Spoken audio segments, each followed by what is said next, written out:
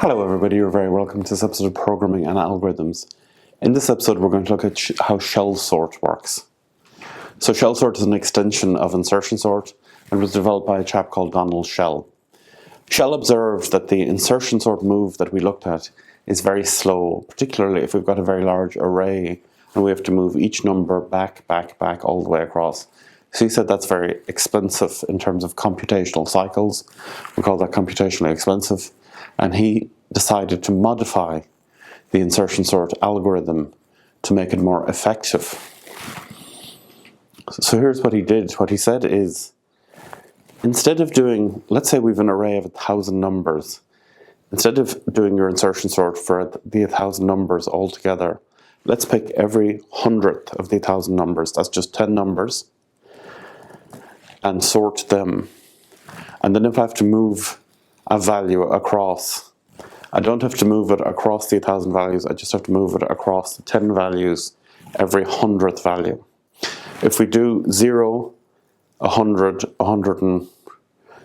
0, 99, 199, 299 all the way across, then next we need to do 1, 100, 200, 300, then 2, 101, 102, 103, then 3, 102, 103. So if we do each 100th value, then we have to do that for 100 values. But the movements are less because we're only moving at the maximum of 10. Then what we do is, that won't sort the data, but then one thing we could do is divide that by 2 then, and then sort by every 5th value, and then sort by every 2nd value, and then do an insertion sort on the final group. The benefit here is by the time we're doing the final insertion sort, most values will already be in their correct value. So we're almost getting our best case scenario of order in terms of our final sort. Donald Shell, it was a very significant computer scientist.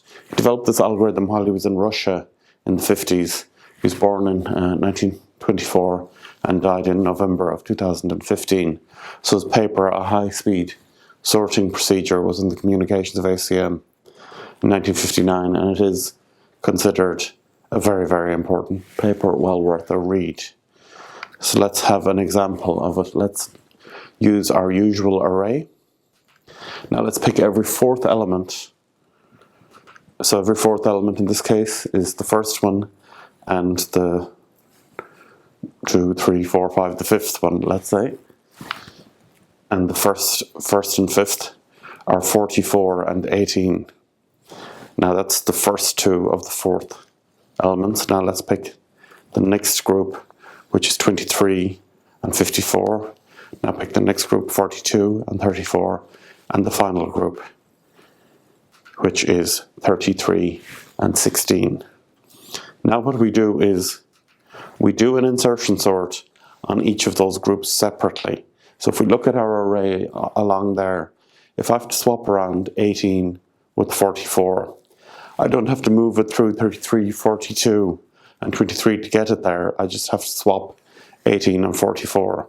Because each element, each different color band, the reds, the greens, the blues and the orange yellows, are all almost separate sub-arrays. So we're not moving through the whole array, we're just moving through the number of elements of each group.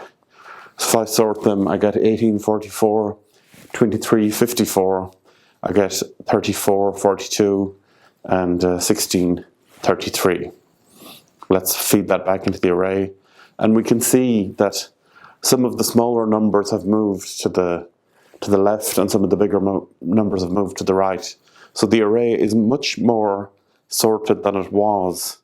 In terms of the expense of doing that, that is cheap enough to do because we're only doing 2 moves per group we're looking at, and we've got it almost semi-sorted already. And this is how a lot of the more advanced sorting algorithms work.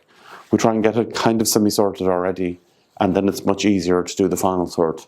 So now let's move on and pick. So absolutely, the elements are now, the big numbers are towards the end and the small numbers towards the start. So now let's do every second element. So that is 18, 34, 44 and 42. And the other set of every second element, 23, 16, 54 and 33. So now let's sort them using insertion sort. And we get 18, 34, 42, 44, and then 16, 23, 33 and 54. So now let's feed that back in.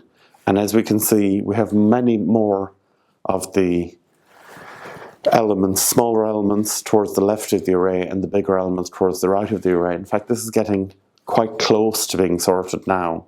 So with 2 passes, neither of which are the full insertion sort, we've gotten the data much better than it should be. And let's just do a regular insertion sort on the rest of the data. And this is going to be really fast because the data is almost sorted already. And we'll get, as we'd expect, the sorted data. So this is interesting, all right? The closer the data is to being sorted, the more likely the complexity or length of time it'll take will be order n instead of n squared. For 100 elements, that's 10,000 moves instead of 100 moves. For 1,000 element array, if we can get it to order n, that means it'll take 1,000 moves.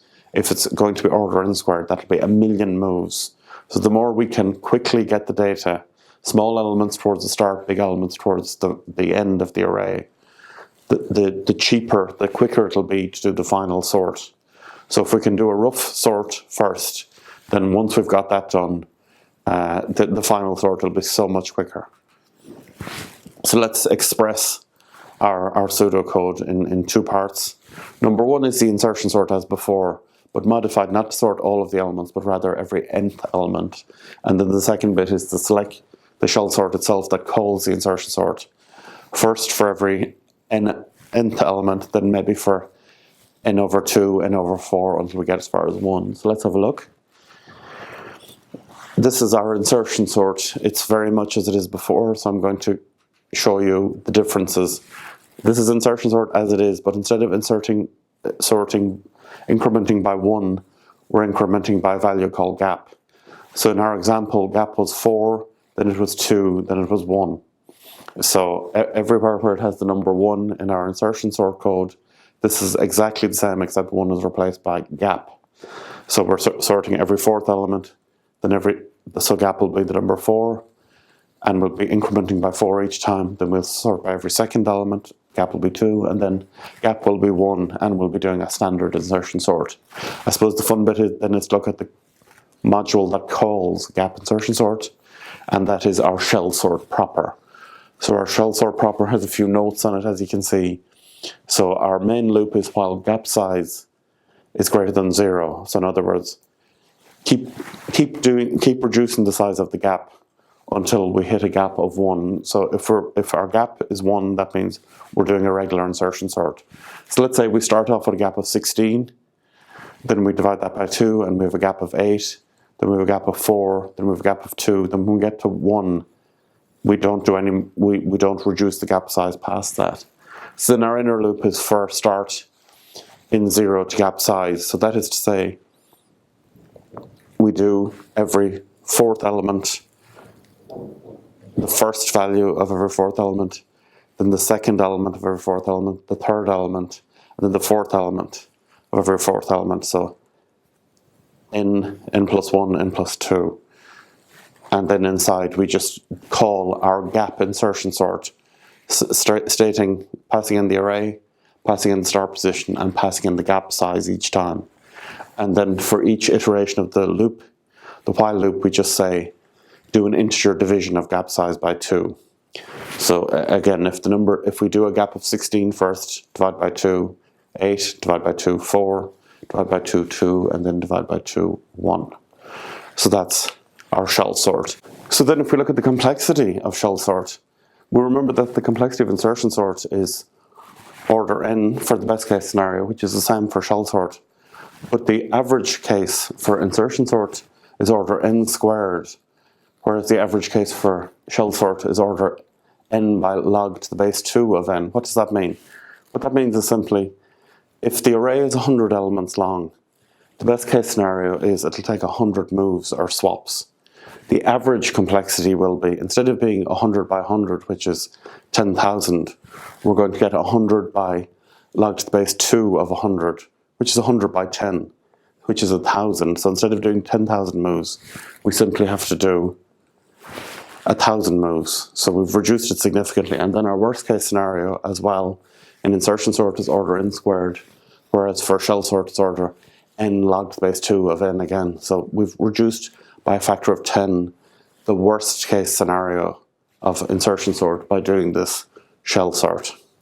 Thanks very much. We'll see you on the next episode.